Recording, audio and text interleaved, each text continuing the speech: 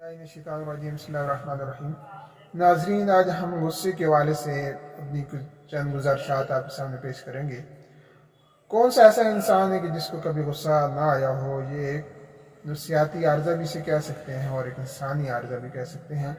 کہ ہر انسان کو کسی نہ کسی موقع پر غصہ آتا ہے، اور غصے کی سب سے بڑی وجہ وہ یہ بیان کی جاتی ہے کہ کسی شخص کی خواہشات کے راستے میں کوئی رکاوٹ ہو یا پھر کسی کی خواہش کے خلاف کوئی کام ہو تو اس وقت اسے غصہ آتا ہے۔ غصہ آنا کوئی اتنا برا فعل نہیں ہے، لیکن غصے کے دوران آپے سے باہر ہو جانا، ہذیان بکنا، گالیوں پر اتر آنا، بدتمیزی اور بد اخلاقی کی ساری حدودیں جو وہ پار کر دینا، اور حتیٰ کہ مار پیٹ اور گالم گلوچ اور اس کے علاوہ قتل و غارت تک بھی اس کی نوبت آ جاتی ہے۔ تو یہ چیزیں انتہائی خطرناک ہیں، اور اسی لیے ہمارے مذہب اسلام میں غصے کو ایک حرام فعل سے تشبیہ دی گئی ہے، اور غصہ پینے کو بہت بڑا کام کہا گیا ہے کہ انسان، حتیٰ کہ ایک حدیث میں یہ فرمایا گیا ہے کہ پلوان وہ نہیں ہے کہ جو اپنے مخالف کو پچھاڑ دے، بلکہ وہ ہے کہ جو غصے کے وقت اپنے آپ کو قابو میں رکھے۔ اور ایک اور جگہ یہ فرمایا گیا کہ قیامت کے دن خاص عذاب ان لوگوں کو دیا جائے گا کہ جن کا غصہ کسی گناہ کے بعد ٹھنڈا ہوتا ہے۔ اور یہ بھی فرمایا گیا کہ خاموشی جو ہے وہ غصے کا بہترین علاج ہے، اور یہ بھی حال بتایا گیا کہ اگر آپ کو غصہ آتا ہے تو آپ وضو کر لیں کہ غصہ شیطان سے ہے اور شیطان آگ سے ہے، اور آگ کا علاج پانی ہے۔ اور اس کے علاوہ یہ بھی نصیحت کی گئی ہے کہ اگر انسان کو غصہ آتا ہے، وہ کھڑا ہے تو وہ بیٹھ جائے، اگر بیٹھا ہے تو وہ لیٹ جائے، اور اس طرح اس غصے کو قابو کرنے کی کوشش کرے۔ غصے کا اظہار انسان کے چہرے سے ہو جاتا ہے، اس کا چہرہ سرخ ہو جاتا ہے، آنکھوں سے انگارے برستے ہیں، دل کی دھڑکن جو ہے وہ تیز ہو جاتی ہے، اور دوران خون میں بھی فرق پڑ جاتا ہے، وہ بھی تیز ہو جاتا ہے۔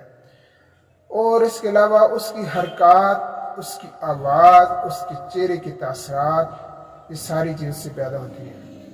اسی لیے اس غصے کو ایک ہیجانی جذبہ بھی کہا گیا ہے، اور اس آگ سے تشبیہ دی گئی ہے، اور اس کے بارے میں محاورہ بھی مشہور ہے کہ آگ بگولا ہونا،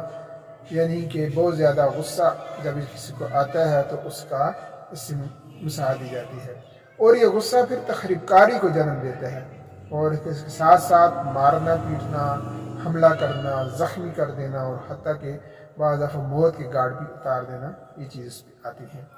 اور یہ بھی نفسیات کے ماہرین یہ کہتے ہیں کہ مردوں کا غصہ عورتوں کی نسبت 40% زیادہ آتا ہے، اور ان میں غصے کا اظہار زیادہ ہوتا ہے۔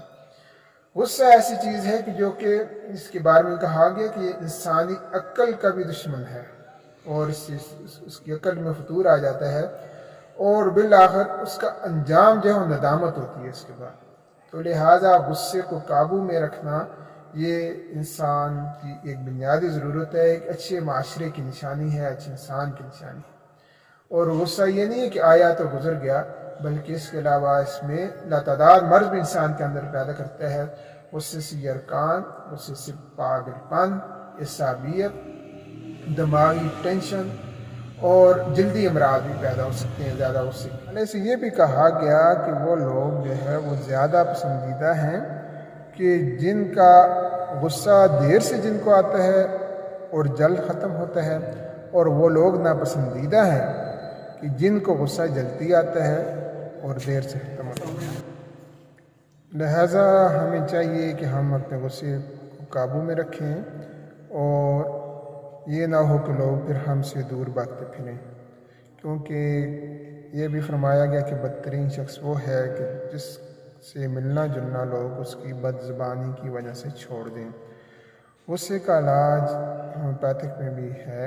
اور کئی ایسی دوائیاں ہیں کہ جن کی وجہ سے، چاہے وہ ٹینشن کی وجہ سے غصہ ہو یا کوئی اور وجہ ہو، تو اس سے ہو جائے اس کا علاج ہوتا ہے۔ غصے میں جو اضافہ یہی کرتی ہیں کہ بھوک، نیند اور ٹینشن، اس سے غصے میں مزید اضافہ ہوتا ہے، اور